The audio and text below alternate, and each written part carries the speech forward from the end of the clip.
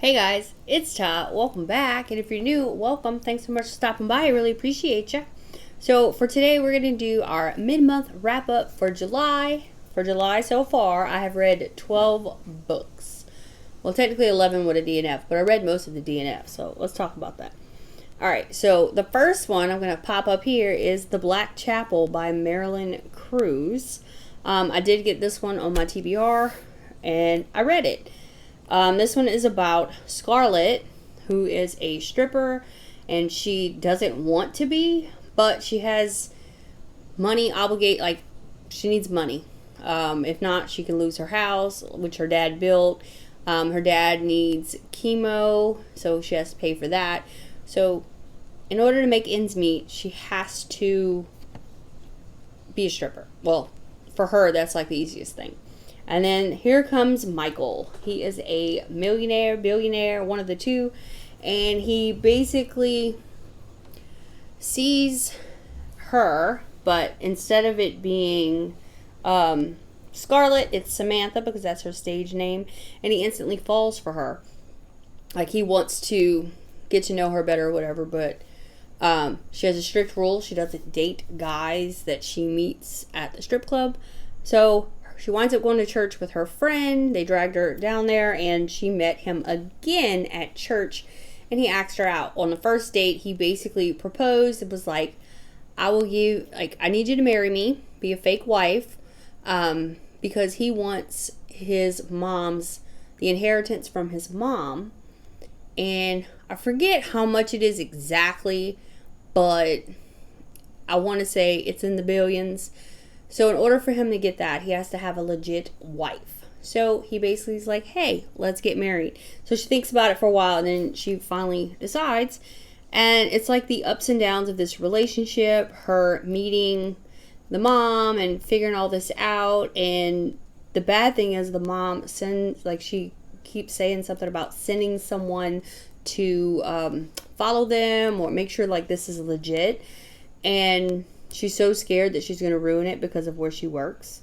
So, anyway, like I said, it goes through the tribulations of them kind of agreeing to do this and getting to know each other and the next step. Well, of course, I did this, my TBR, I'm going to link it up above if you haven't seen it. But the reason I did these books was because I wanted to get some off my Kindle. However, after reading this one, which landed on a huge cliffhanger, and I absolutely loved the book. It was funny. It was steamy. So steamy. It had like just big emotions, and I enjoyed it. Now I have to go ahead and download the next two because they each end on a cliffhanger and they're about the same couple. It's not one of those series that book one's about this person, book two will be about somebody else. No. All of these are linked. So now I have to go download 2 more books so I can finish to see how this whole fake marriage dating thing is going to turn out. Definitely recommend that one. It was really good. The next one was also a Kindle on my Kindle, and it's called Lost and Found by Lori L. Otto. And this one is about Emmy and Nate. They are best friends, always have been. Nate is secretly, I don't know how secretly actually, but like he's pretty much in love with Emmy, and it tells you that in the synopsis, so I'm not spoiling anything. But he's going through like all these women trying to like take her out of his mind, and she starts dating people here and there. And the question is, are they going to get together? Is there something that is there? So of course, this one left on a cliffhanger again, so that means at least 2 more books for this one for me to figure out what happens there. But this one was really good. It basically, you had to feed into all your emotions. In my point of view, like that's how I felt. Like you were happy, you were angry, you were so disgusted, you were mad, you were like, I just want to punch somebody. But obviously they're characters in a book, so you couldn't. But definitely a really good one. That one I cannot wait to finish the story on that either, because like I said, it made you feel all the emotions, but such cute stuff in it. Angry stuff, mad, like, ugh. But yeah, definitely gonna read the other 2 for that. And then the next one was the Bromance Book Club. This one wasn't on my TBR, but I went ahead and picked it up anyway because I've been wanting to read this. There are 2 or 3 after this one that are currently out. I'm definitely going to have to read those too. But this one is about Nashville's legend second baseman Gavin and his wife Thea. He just recently found out she's been faking the big O. And he's highly upset about it. He feels maybe he overreacted about the news of it. But she was like, no. And it comes to this point where she wants a divorce. And he is not happy about it. And then he's desperate for help. And the other alpha males that he knows, they show up and they're like, hey, we can help you win your wife back. You just need to follow these steps. And what they did was they went into a book club. They have a book club where they read romance novels, and it just helps them understand the female brain a little bit better. And during the course of the book, he's reading the book they gave to him, and he's going through all the steps, and it's like, okay, is he going to win her back or is he not? So it goes through the process of him reading a book, and it's pretty cool because you can actually read the book along with him, which is it's a Regency novel, a steamy Regency novel titled Courting the Countess. So that would be a great book to read as well. Because I do have a prompt that says, read a book mentioned in another book. So maybe that could be one that I read that was mentioned in another book. But this one was super cute. Absolutely loved it. I know I keep saying I absolutely love them all, but I did. Definitely want to read more from her. They had some funny stuff in there. They had stuff that just made you, like, you had to pick sides. Like, who are you going to pick a side for? The male or the female in the situation? And all their friends trying to help. It's just, it was really great to see all these alpha males just kind of come together and form a book club. Alright, so the next one was another Kindle book, and that was Cupcakes and Conspiracies.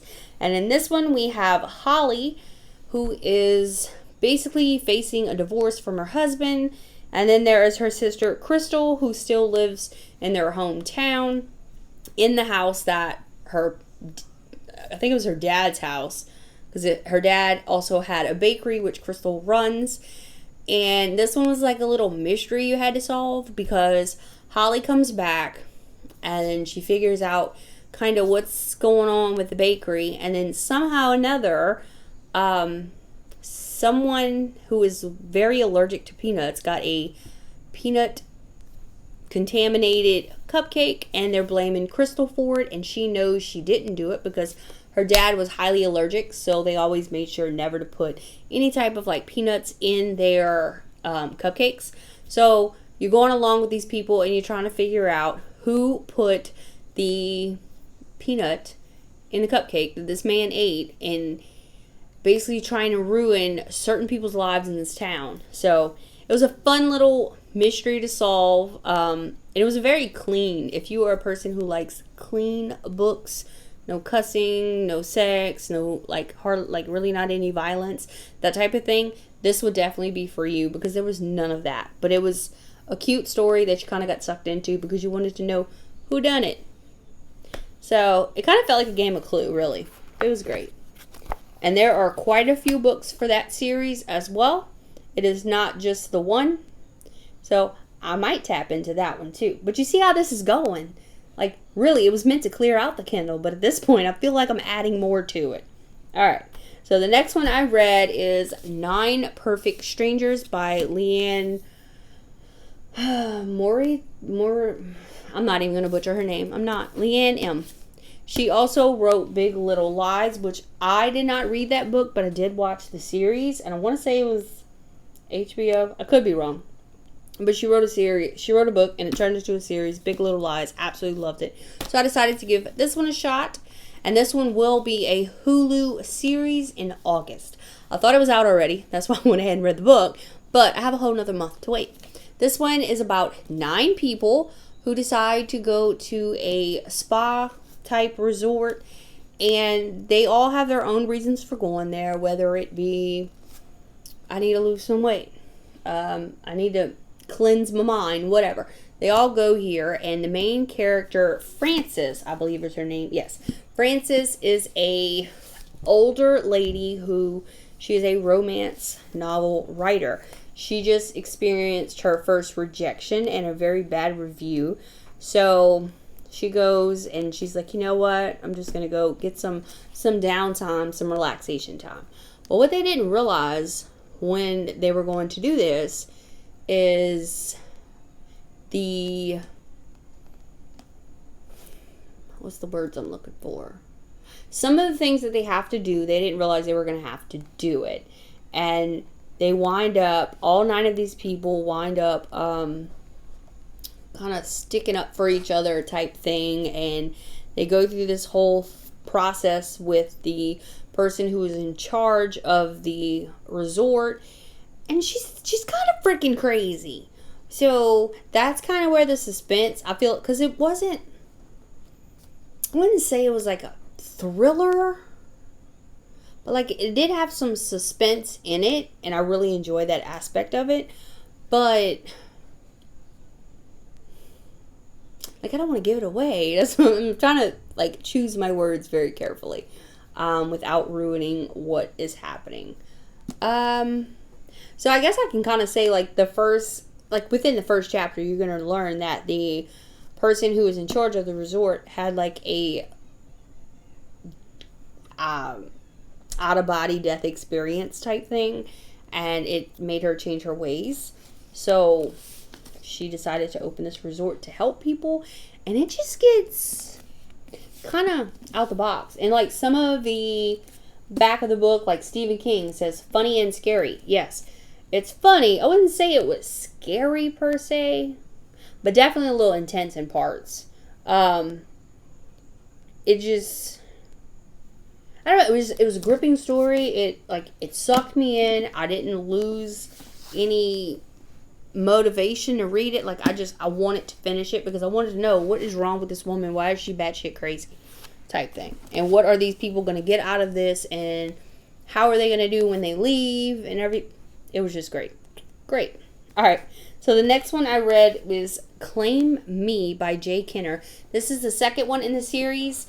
And so I don't want to like say too much for this one.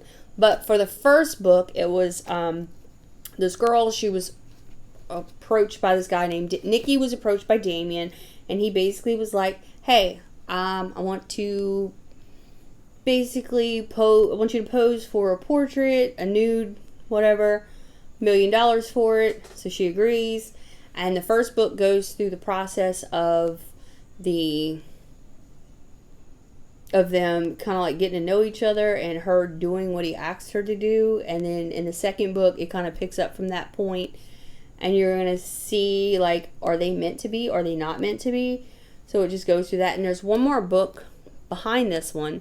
And these I find have some steamy scenes, but like as overall, it's not like a whole steamy book, but they do have some very steamy interactions. They do have like some funny parts, kind of quirky. There is some heartache in both of them, and probably the third one that I haven't read yet. But these, I like to listen. Ow, keep hitting my freaking self. I like to listen to these on audio, and the cool thing is, the main character is from Texas, Nikki, and the person who reads it has like a southern drawl, so it's great. So if you wanna, I find listening to them I do better than actually trying to read them. So, love that one. The next one is called Losing Leah, and this one is by Tiffany King. And this one is about a little girl who was 6 years old, and she was taken. And like, she was tragic disappearance, they called it, but it was a kidnapping basically.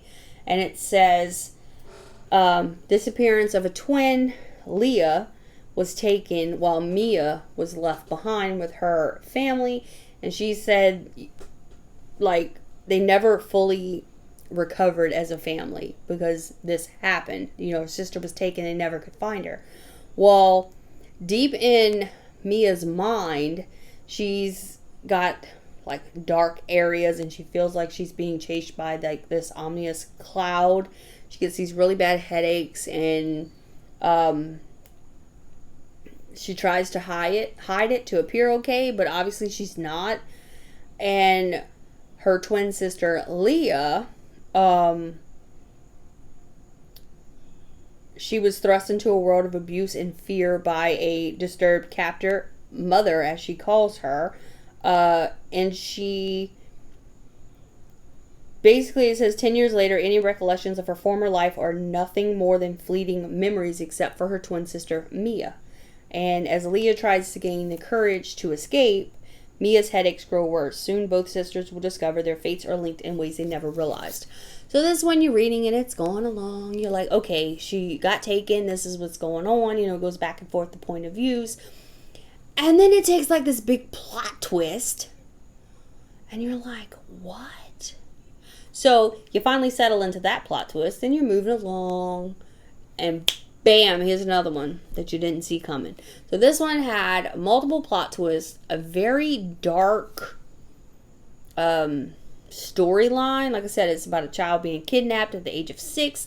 She's thrust into this place with this woman who insists she calls her mother, and she's beaten, abused, and then 10 years later she's able to escape, or she's able to try to escape, as they said in there. And then like it's gonna be in your mind, you're like, okay, if you do escape, what is your life gonna be like?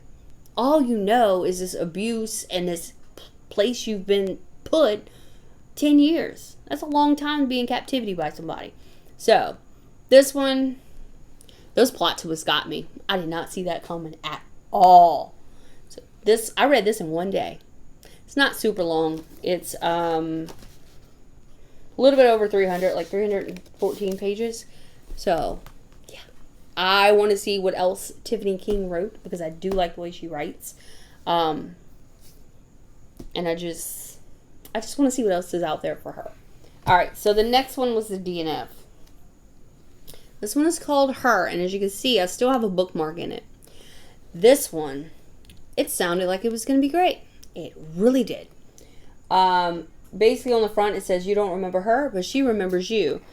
2 different women, 2 different worlds. On the face of it, Emma and Nina have very little in common. Isolated, exhausted by motherhood, Emma finds her confidence is fading fast. Nina is a sophisticated and assured successful artist who seems to have it all under control.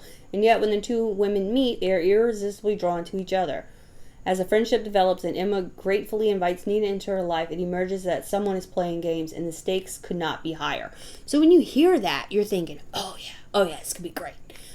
But it's not. See, out of Emma and Nina, one of them knows she has known the other one in their younger days, but the other one does not remember her. So it's like you're trying to wait for her to realize who the other one is.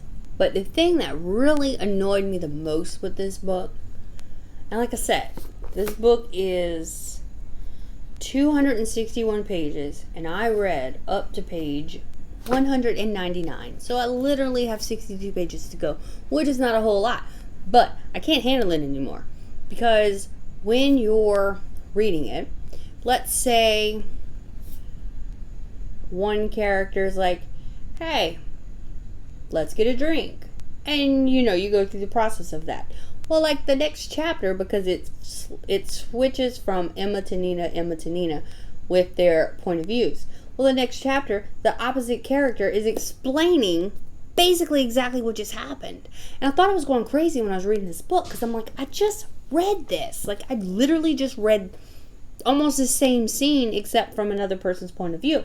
So I went and looked at some reviews on this one, and every review that I watched on YouTube, I think I watched 3 of them. All 3 of them, everybody said that. They were like, I literally read it, and in the next point of view, it was the same story, but like a little bit flipped because it was from the opposite person's point of view. That gets old. So I don't know what else Harriet Lane has written, if this is just how she writes. If it is, I'm definitely not interested in reading any more like this, but I tried really hard. Look how close to the end I got. Like, I really wanted to enjoy this because it seemed like it would be an enjoyable story. However, it was not. I found it very repetitive, and it never really got to the point, like to the the good stuff, the main course. We never got there. So, DNF. Not going to touch it again. Anyway, for the next one, it is called 56 Days by Catherine Ryan Howard. And this one is a COVID-19 book. I know we're all tired of that word, but I feel like there's going to be quite a few authors who are going to come out with a book that has something to do with COVID. This is the second one that I have read that has to do with COVID. The first one was like a little short, like novella length on my Kindle, and it was about in the beginning, like it was put out almost as soon as the new rules came out where you had to wear a mask and social distancing, and that happened then. But this one is right when, this is about Sierra and Oliver, and it says 56 days ago, because it's when it starts, they meet in a supermarket queue in Dublin and start dating the same week COVID-19 reaches Irish shores. And then it says 35 days ago, when lockdown threatens to keep them apart, Oliver suggests they move in together. Sierra sees a unique opportunity for a relationship to flourish without the scrutiny of a family and friends. Oliver sees a chance to hide who and what he really is. And then today, detectives arrive at Oliver's apartment to discover a decomposing body inside. Can they determine what really happened, or has lockdown created an opportunity for someone to commit the perfect crime? So in this book, you have Oliver, who I think he's been in Dublin for I think his was 6 weeks. And then the other girl, what was her name? I forgot already. Sierra. Sierra's only there when they first meet for a week or whatever, and they start talking and they do some little dates or whatever, and then they start putting these rules out where we all know what COVID did, what type of stuff we had to do. They started putting all the restrictions of you can only go so far out of your house, only necessary essential shopping type thing, no, let's not just do for fun, and if you don't live with one another, then you really don't need to be seeing each other outside of this whole restriction thing. So he asked her to move in, and she does, and it's basically like moving in with your boyfriend. You have no idea how the two of you are gonna mesh until you actually do it. That's why I always advise, if you're gonna get married, move in together before you do. It could be make or break it. But anyway, so they did that, and they each have their own hidden agenda, and they're trying to keep it away from one another. And it gets to the point where it seems impossible. And before you know it, somebody winds up dead in this apartment complex that you see here on there. That's Oliver's apartment complex. Somebody's dead. Body's been there, decomposing, as I read in the synopsis. So it goes through them meeting, casually dating. Next thing you know, they're moving in together, basically playing house, and then there's a body. So it was really good after I got through the first section.